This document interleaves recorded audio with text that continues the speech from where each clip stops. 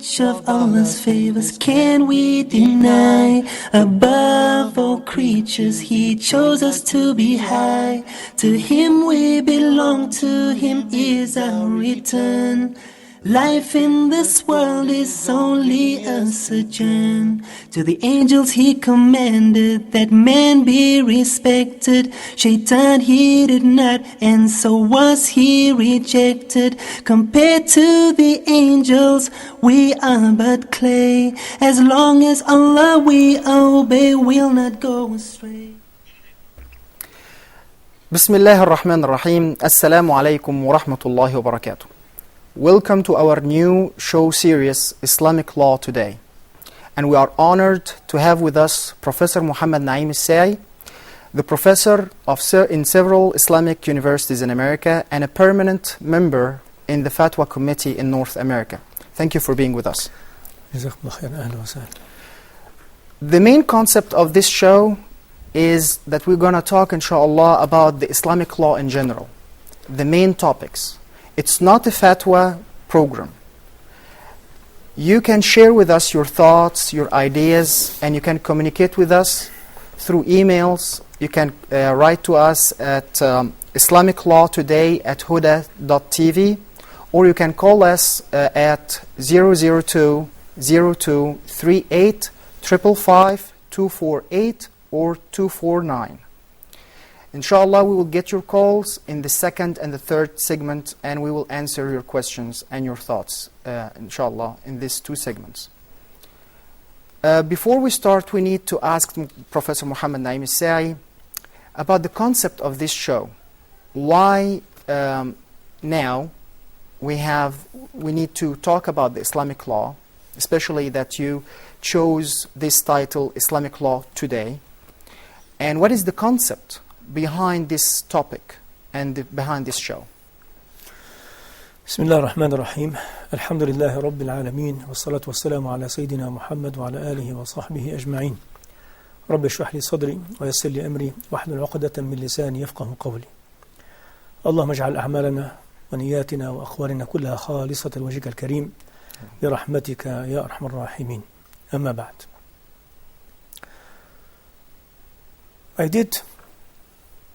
I chose this title of this program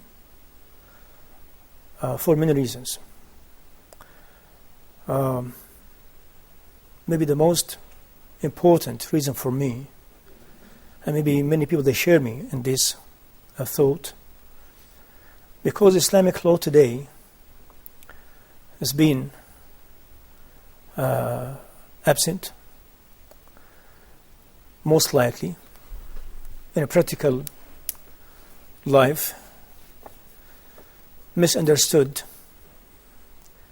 misconceptions about our Islamic law, and very normal and maybe natural when you talk about Islamic law, you are talking about the Sharia in Islam. This term has become very dislikable term to the mind of many people in the West. It has become very strange to many people in their mind, even in the East. Muslims all around the world, they are not in that level of understanding their Islamic law the way it should be. And let's say one time there's many measurement you could bring to the surface of analyzing the Muslim Ummah situation to measure its position, to measure its rank and level according to the Allah subhanahu wa ta'ala standard and His Messenger sallallahu alayhi wa sallam. One of these measurement to look at the Muslim Ummah scholars, and specifically the fuqaha, jurist, the Islamic law specialist, and to look at the life of the Muslim Ummah in the field of the application of their Islam and their religion. The other measurement is to see how much the Muslim Ummah, they know about their Islamic rules regarding their daily life, the relationship between them and Allah subhanahu wa ta'ala, the relationship between them and others, and how much they know about the philosophy of their Islam, their religion, their Islamic law, and how much they are practicing the center and the spirit of these Islamic law rules. You will see Muslims praying and fasting and performing pilgrimage, going to Makkah al-Mukarramah. You can see people selling and buying and getting married, divorcing. You can see Muslims all around the world, they are making some kind of power of attorney to someone to act on behalf of them. You can see Muslims sometimes talking about the concept of jihad in a very ugly way. In most cases, they don't want even to talk about this issue. You could see Muslims in our modern time, there are different thought and different maybe ideologies regarding the applications of this Islamic law. Many of them, if not say most of them, they don't like to see it at our moment, at our modern time. Many propagandas being played around the Islamic law. Many kind of brainwash being took a place in the Muslims' thought and schools, universities, institute to make the Islamic law, as I said in the beginnings, as not a welcome term. Yes. And to make that term bring some kind of reservations. So it is maybe the best time to talk about our Islamic law, especially when we are seeing a lot of big event taking place in our life right now. Yes, that will open the subject now. I've read that in Tennessee, in the United States of America, there is a congressman that wants to pass a bill. Basically, if any Muslim apply the Sharia law, it's like he's committing a felony. Now, do you think this bill is based on ignorancy, like they are ignorant about the Sharia law, they don't know what is Sharia law, or it's our mistake as Muslims that we did not clarify what is Sharia law? If you please can give us some examples. I just want to give an example of the things that they will make it outlaw. Like if someone make a wudu, a purification in a public place, that will be considered Sharia. He's applying the Sharia, therefore he's committing a felony. Whose mistake is this? Is it our mistake or their mistake? Subhanallah, this incident does reflect many things, and you could analyze this kind of notion by these maybe senators or governor or some other people by taking in your consideration the factors of having something to happen in our modern time. Even Muslims in America, United States of America, they are not a little numbers. They are in millions. Yes. And Muslims in America, they are not just only workers. They are not low-level educated people. We have physicians, we have engineers, we have very big merchants. They are everywhere. And we don't have just to name some of these big shots in the United States of America, as you know, Farouk al-Baz and Dr. Zawail. And they are very rich as well. They are very famous, very advanced people, and United States of America is admitting the impact of many Muslims immigrant to its soil, how much they are affected in their life from maybe political point of view, economical point of view, social, educational, academic. It is something to be considered. But now to come with this kind of contradiction between what we have as a Muslims in the United States of America and after all this media does not make any chance or maybe excuse for someone to say, I don't know that much about Islam. So I could analyze this and conclude by saying it is many factors. One of these, Muslims are not working very hard to present their Islam and to market for their Islam like others. And it is maybe has become part of our culture as a backward ummah in this modern time. We don't want to spend too much in marketing for our good, for our product. It's like become a very fundamental in the Western ideology to market for your product that you have to spend maybe 40% of your budget to make this product to be acceptable and to take its right place in the market. So which is bigger and larger and maybe high in its level and its maybe impact in our life as a human beings, to sell like Nokia phone or maybe to TV or maybe some other product, or to sell your product as the key of your happiness here in this life and your safety and security in hereafter, which is Al-Islam.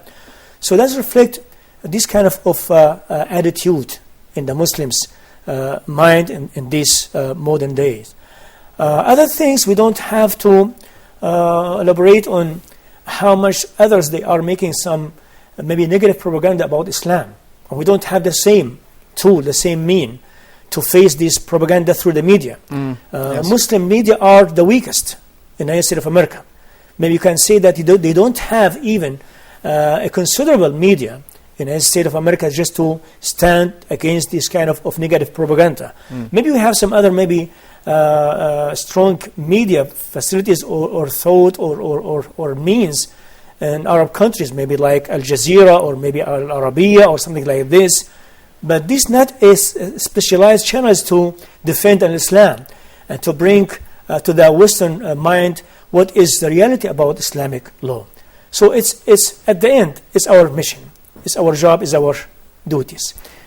But don't you think sometimes that the da'iyah or the one who is making the call to Islam in the United States or everywhere else, he will have a very hard job, because basically in the few weeks that passed, we heard many times in different countries, for example from Egypt, from Libya, the leaders, they said if we let this revolution succeed, they will establish the Islamic law, and they are trying to scare the world to do not support these revolutions, because if they succeed, if they support these revolutions, basically what they are trying to scare the West that the Islamic law will be applied. So can you imagine if this message is coming out of a Muslim leader to the non-Muslim world?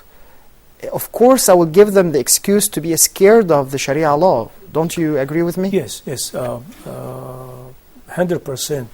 So that we have to say it is not the role or the duties or principles of responsibilities of those, I call them sometimes the fake representative for Islam.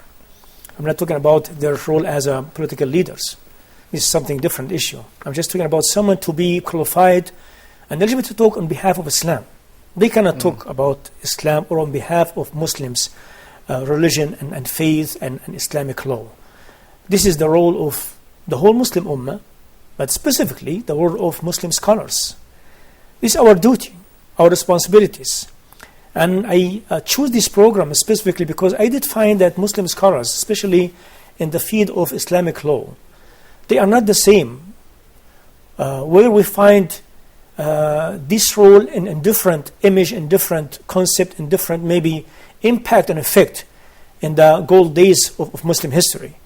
As I said before the program, we used to have Muslims, scholars and Grand Mufti that they call it at that time, Shaykh al-Islam in the Ottoman Empire, or maybe Shaykh al-Azhar in the time of royal monarchy in Egypt or some other maybe place in the Muslim world. If the Muslim scholar or the Grand Mufti will issue a single fatwa regarding any event, especially important event that's taken place in the country, that the king or the caliph, he cannot pass it, he cannot disregard it, he cannot ignore it. He has to prepare his political decisions based on this fatwa, because Islam was strong in the mind of its people first, was very strong and respectable in the action and the work and practice of their and its Muslim scholars, and especially jurists, Muslims at that time.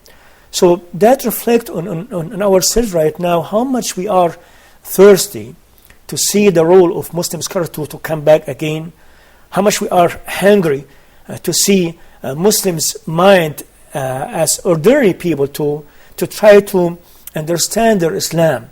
Because if you are not able to evaluate what you have, you cannot represent it to others, right? Yes, that's correct. Yes, if you are carrying like a diamond, but you are not aware about the value of this diamond, you cannot represent it in the right way. This is correct. We will go for a quick break. Please stay with us. We have more to say. Which of Allah's favors can we deny? Above all creatures, He chose us to be high.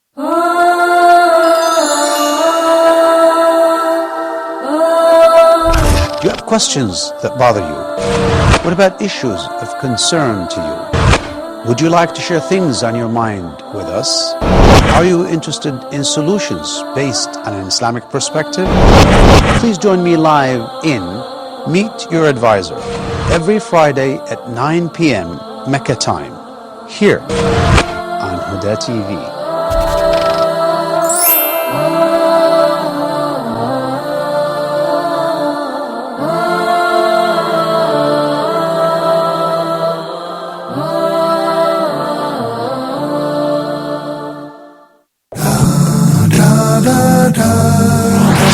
Tomorrow on Huda.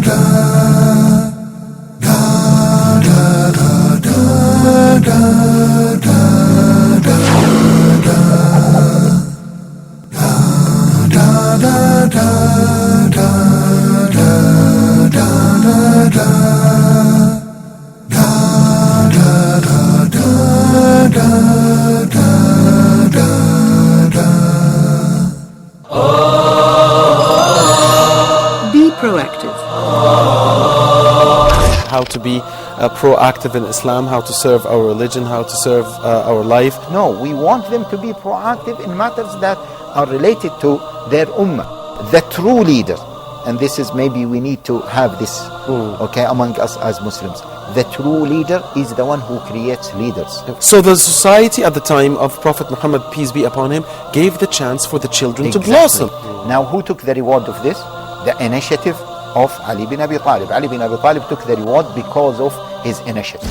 How long have you been passive? How much time have you lost in your life because of negativity? Learn how to take conscious control over your life.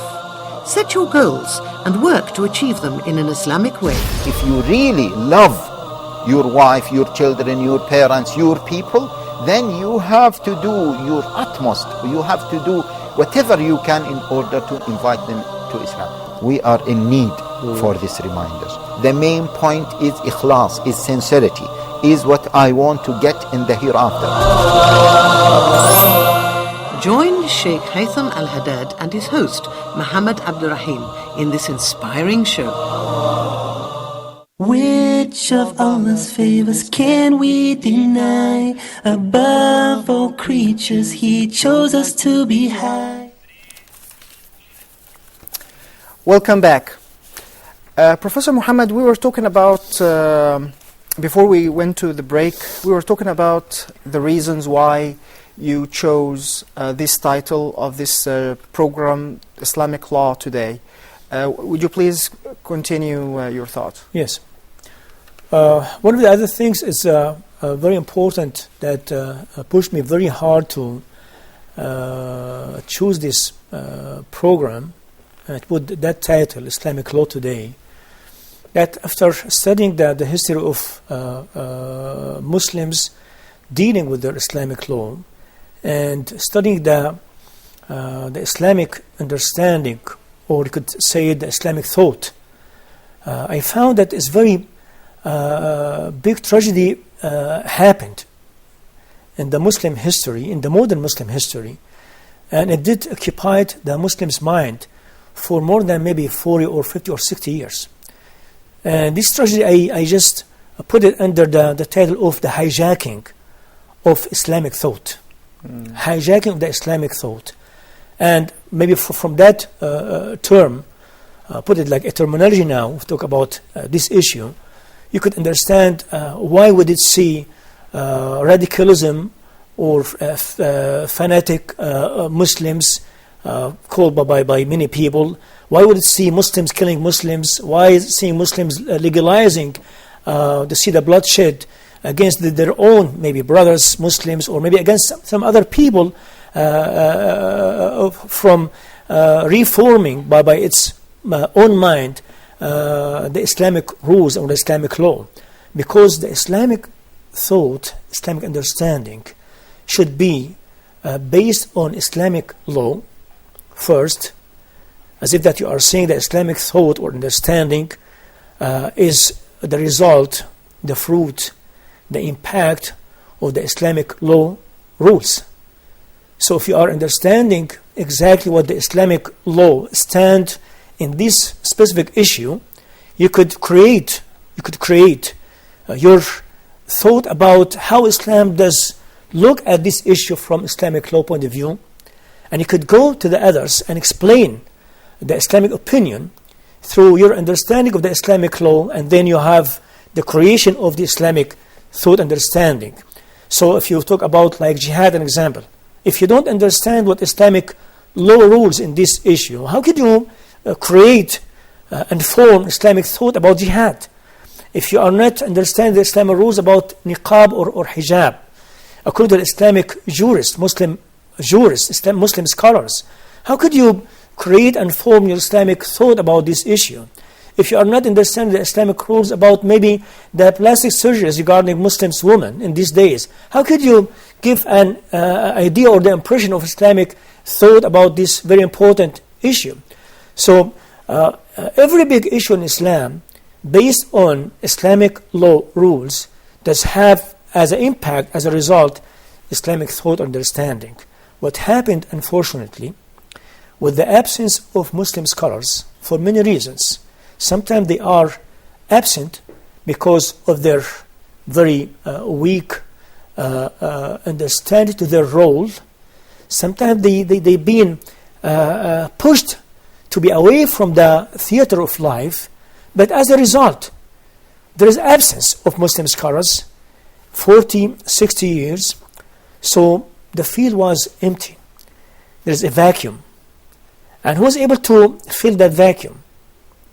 And I could give the excuse for many Muslims, thinkers, Muslims maybe du'at, they found that they have to do something to their Islam. So you could see the creation, the forming of Islamic parties, like Muslim Brotherhoods and some other maybe Islamic parties. They found that they have to do something for this deen, and especially after the colony, the British colony and French colony and Italian colonies, Muslim scholars, they did not do the same role they supposed to do. So they found that they have to do something. They start to make some kind of strategic work for Muslims ummah by presenting some ideas, some thoughts from their own belief, their own philosophies about Islam. So they come up with some kind of ideology, some kind of thought. They call it Islamic understanding. But it should not be happen this way. It should happen the original way. Muslim scholars to stand up and to analyze the issues from Islamic point of view, Islamic law point of view, and they make the ummah understand what is the Islamic law rules in this issue, and then they make some kind of formulation to the Islamic thought, so people they could take this Islamic understanding and put it in practice in their modern life. So one of the most important things because of this program, I would like to make it as a step toward the revival of this deen, as a step, inshallah ta'ala, for the renewal for this deen. And you cannot renew this deen or revive this deen unless you bring back the Islamic understanding, the real one, the pure one, the most authentic one to the Muslim mind, by bringing the Muslim scholars again back to the theater of this life and let them talk about the issue of like singing or songs or maybe musical instrument or niqab or hijab, plastic surgeries, Islamic political parties, how to go over democracy. Democracy, what the freedom concept or definition in Islam, many things as big issues. Would like to bring back this Islamic original understanding through the Islamic law, so we make Muslims, inshallah ta'ala, able to take their issue to their life and be able to understand their Islam the right way, inshallah ta'ala. Inshallah. But what you said, I don't want to go out of the topic, but it's like pulled the trigger in my mind about something. You kept saying the Muslim scholars and the absence of the Muslim scholars in the past 60 or 40 years. But some people who hijacked this Islamic law or hijacked the religion, they claim that they do this according to the explanation of some scholars. So if you please explain to the viewers, who should be the Islamic scholar? What is the characteristic of a Muslim scholar to take from? Because honestly, people are confused. They see someone who with long beard and can speak Arabic, so here's a Muslim scholar. He can say whatever he wants, and he's on TV or things like that. What is the characteristic that we should make a filtration and say, this man is a scholar, this man he's not a scholar, I'm not going to listen to him? Well, first of all, we are not here to take the opportunity of having this program to accuse our Muslim scholars. We respect all of them. Those who they passed away, those they are still alive. Any Muslim scholars in the Muslim history, we should give him his respect. And Definitely. We do that, alhamdulillah. Definitely. Yeah. And we say, rahimahullah ta'ala, we are just little. If we are comparing ourselves with them. It's just a very humble call to someone who sees them bigger than that. For someone to see our Muslim scholars, they are more qualified for maybe bigger and more honorable mission in their life. So this is our purpose of talking about Muslim scholars, not to put them down, but to lift them up to their real position, to their real role in our life, inshallah ta'ala. Second, Muslim scholars, if you say that this Muslim scholar, he should be a free man, because Islam is the master of freedom. You cannot imagine that a Muslim scholar who's belonging to some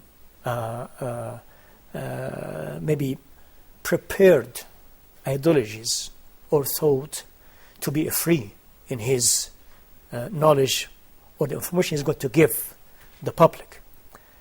But Muslim scholars in our Muslim history, when they were able to change, be able to be mujaddid, the revival and the renewal of our Muslim deen, they were always free. They are belong only to Allah subhanahu wa ta'ala. And he talk about Muslim ummah. They have different maybe parties and groups and ideologies. They are belong to this ummah only. They are not belong to any parties.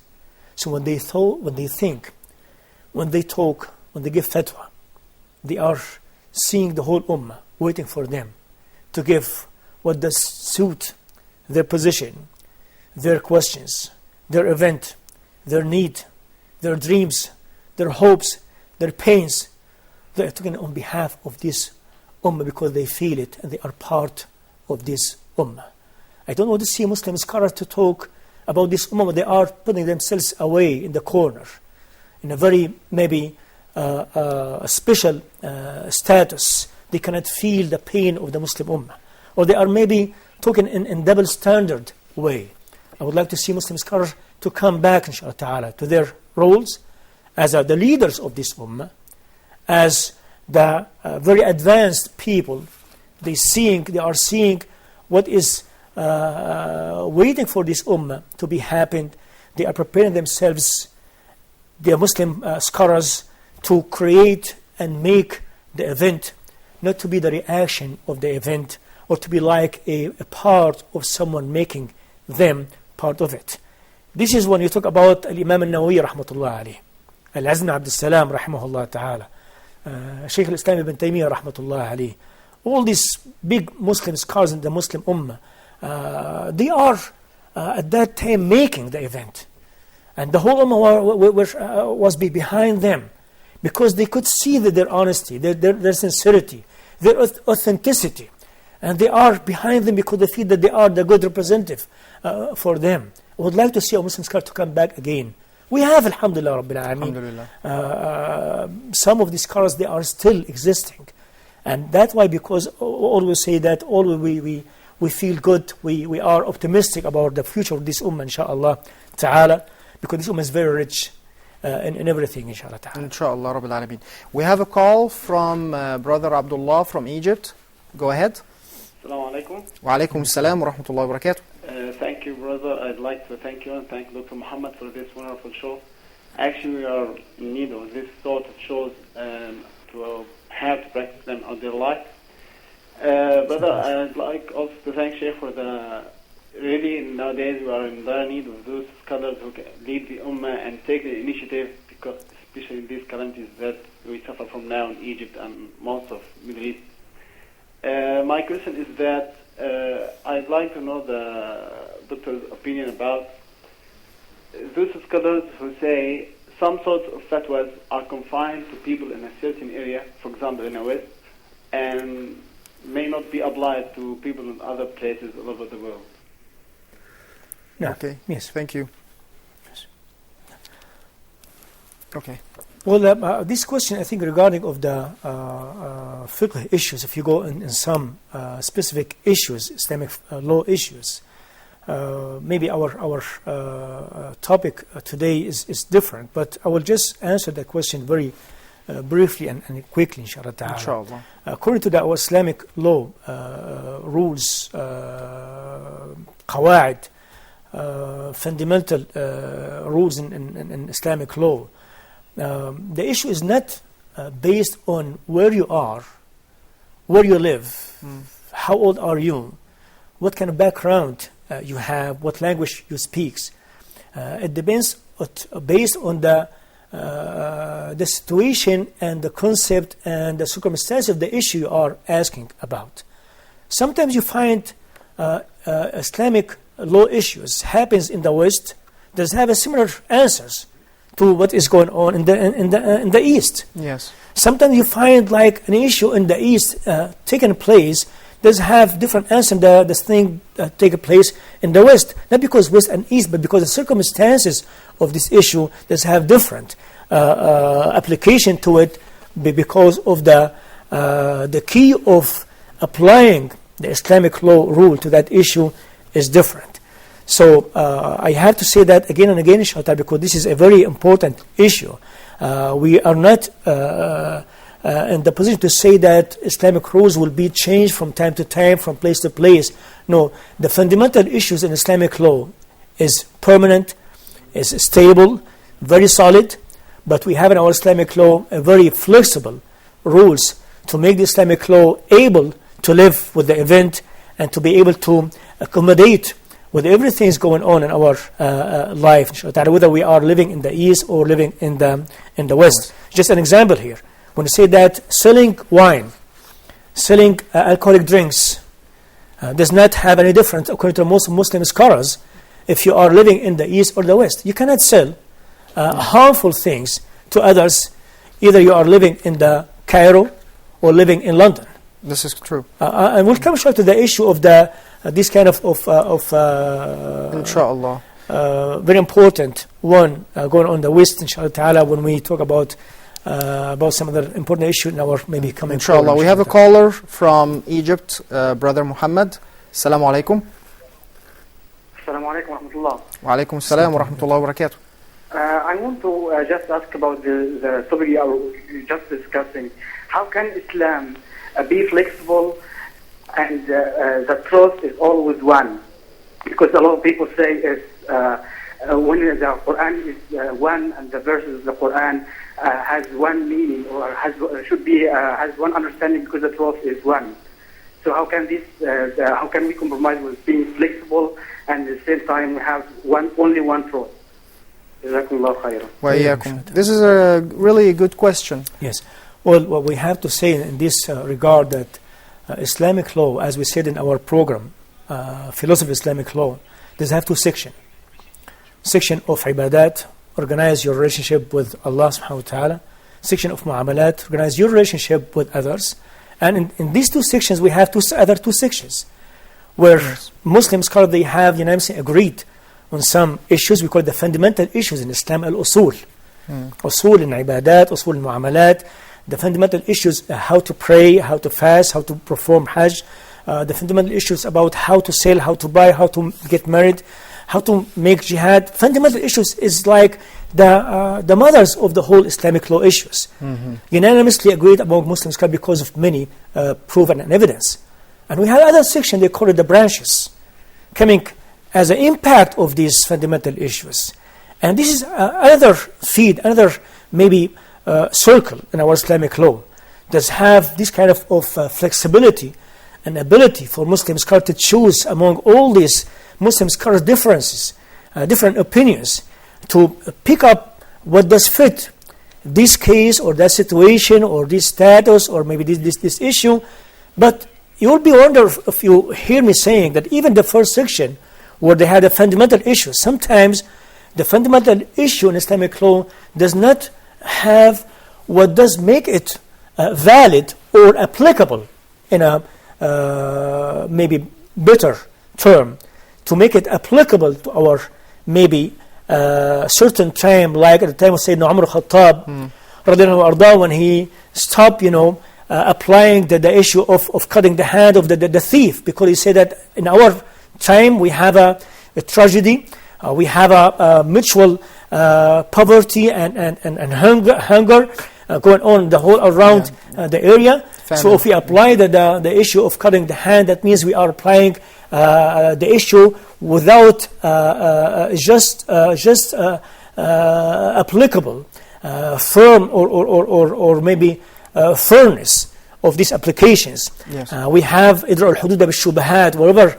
you have something to take that punishment away from that person in a very considerable Islamic law issue, you try to avoid doing that. So Sayyidina Umar Khattab, even a fundamental issue in our Islamic law section, he said does not have the key of its application right now. Yes. So we're going to stop applying it till we bring back or have back its key to its applications. Yes. So that's why we say that in many occasions when we try to call for application of the Sharia, maybe inshallah we'll talk about this in some details inshallah. Inshallah. Yes. We will go for a quick break. Please stay with us, and you can share your thoughts if you call us at 202 238 555 248. Thank you very much, and stay tuned. Which of Allah's favors can we deny? Above all creatures, He chose us to be high.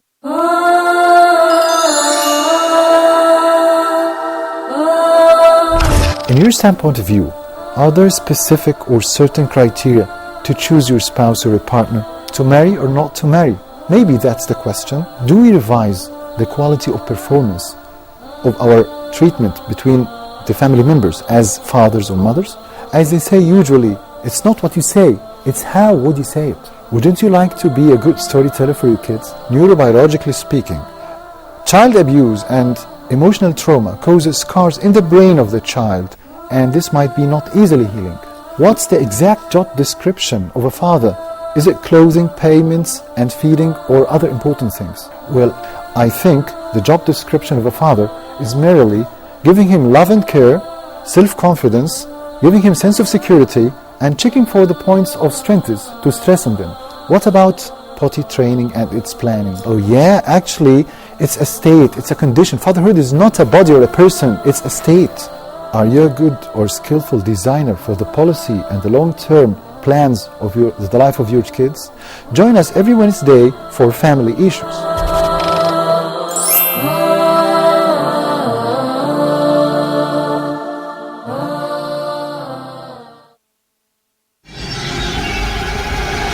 Dear viewers, Hoda programs can be watched in the English section of the in-flight entertainment directory on board all Saudi airline flights, domestic and international. Sit back, relax and enjoy watching Hoda's entertaining and enlightening shows on your trip. Hoda wishes you a safe and successful journey. Hoda, a light in every home. Which of Allah's favors can we deny? Above all creatures, He chose us to be high. Welcome back to our show Islamic Law Today. You can communicate with us through email islamiclawtoday@huda.tv. You can share with us your thoughts, your ideas, and your questions as well, and inshallah we'll answer to it. Professor Muhammad, before we went to the break, the questioner was asking about the flexibility of fatwas and the flexibility of the Islamic law. Would you please continue this topic, because it was a very important question. Yeah, yes, we said that as we say that we have a permanent system for human being, life here and hereafter, and that comes through our Islamic law in all its sections. But one of the things that make our Islamic law very special and very superior, its ability to deal with any modern issues according to its fundamental rules, fundamental basics, fundamental thought, fundamental philosophies. One of these flexibility that's come from, as we said before the break, from the section of different opinions among Muslim scholars. We are not in the stage to talk about why we have the second section. We'll talk about this in a specific program, inshallah ta'ala, or maybe episode. One of these flexibilities that's come from the application of these rules when it does not have the key of its application, as we bring the example of Sayyidina Umar al-Khattab in his time.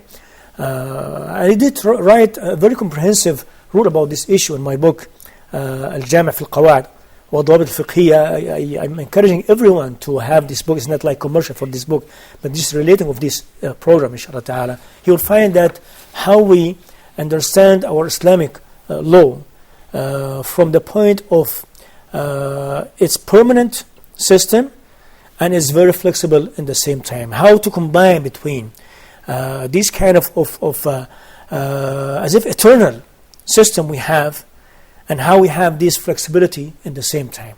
Yes. Inshallah ta'ala. Inshallah. We have a caller, Ali, from Egypt.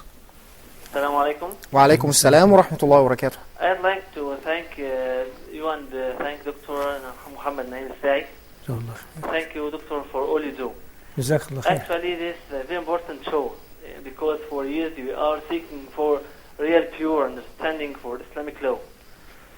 Sheikh, my question is, which book we can read to increase our knowledge in this field? Can you guide this? Which book we can read? Would you please repeat the question again? Yeah, which book we can read to increase our knowledge in the field of Islamic law? Yes. Okay, thank you. Yes. Thank you.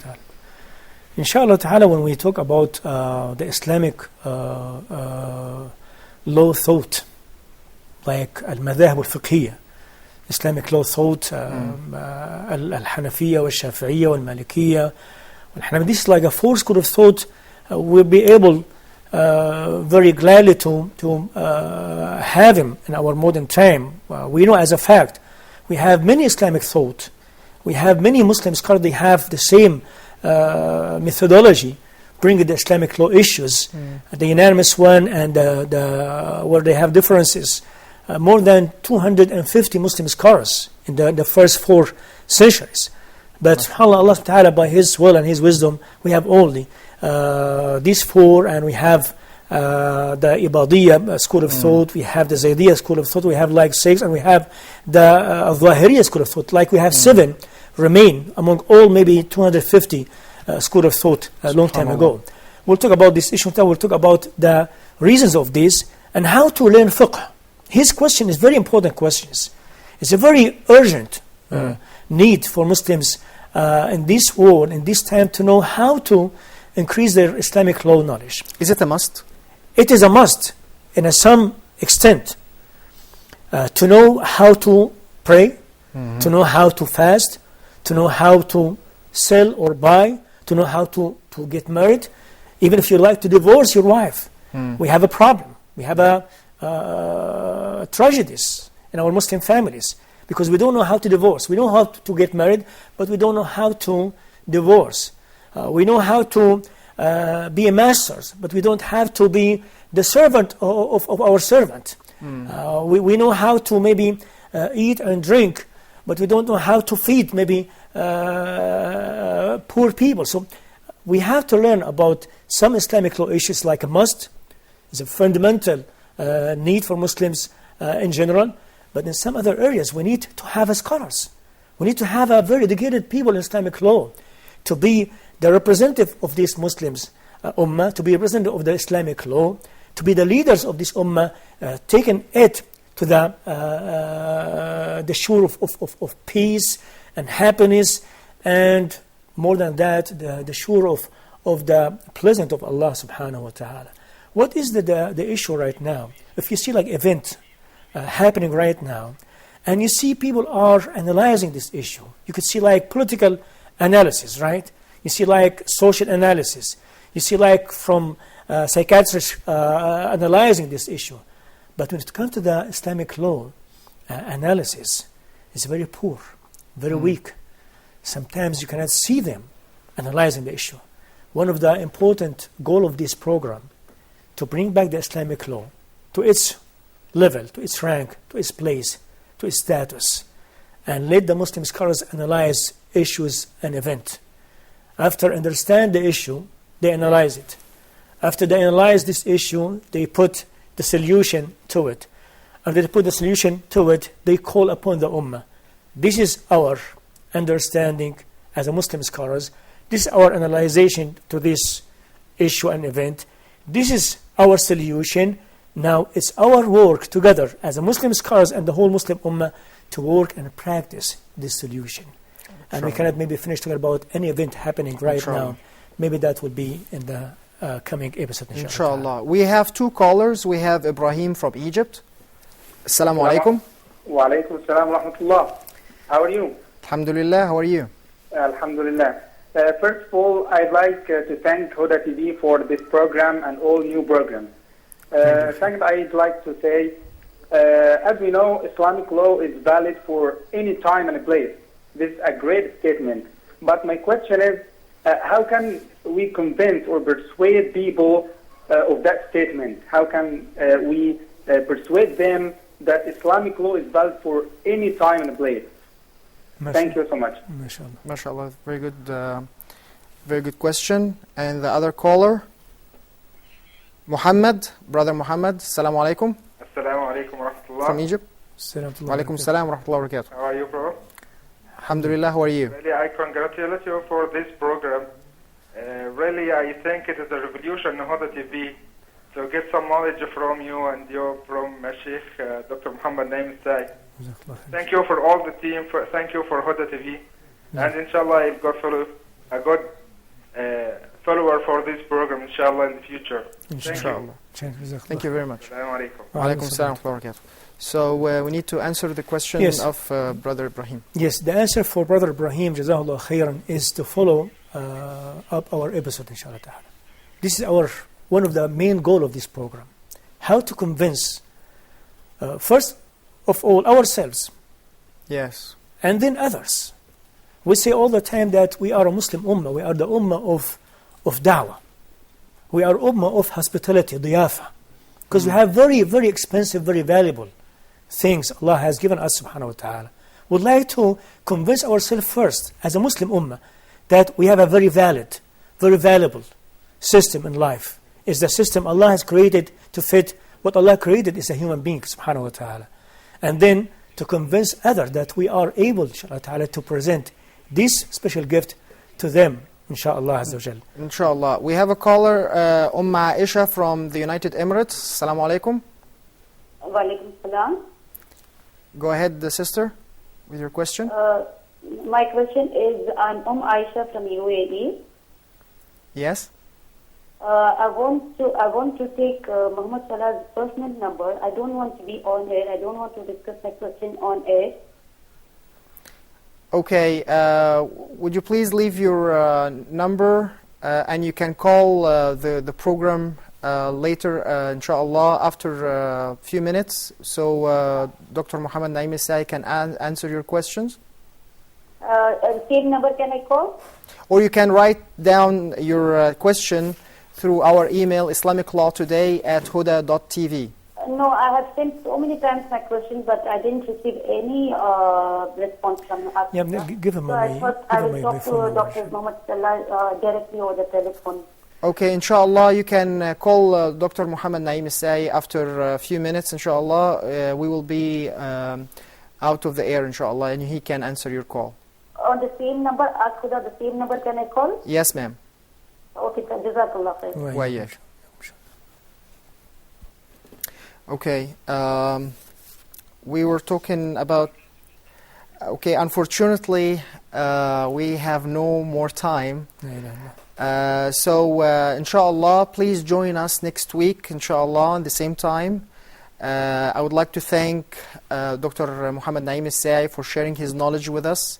And inshallah, we will meet you again next Saturday at the same time. So please wait for us. Wassalamu alaikum wa rahmatullahi wa barakatuh. Which of Allah's favors can we deny? Above all creatures, He chose us to be high. To Him we belong, to Him is our return. Life in this world is only a sojourn. To the angels He commanded that man be respected. Shaitan he did not, and so was he rejected. Compared to the angels, we are but clay. As long as Allah we obey, we'll not go astray. As the best of His creation, only us did He deem. This for us is honor, this high esteem. His qudrat it is that cause winds to blow. He gives us provision so that we may grow.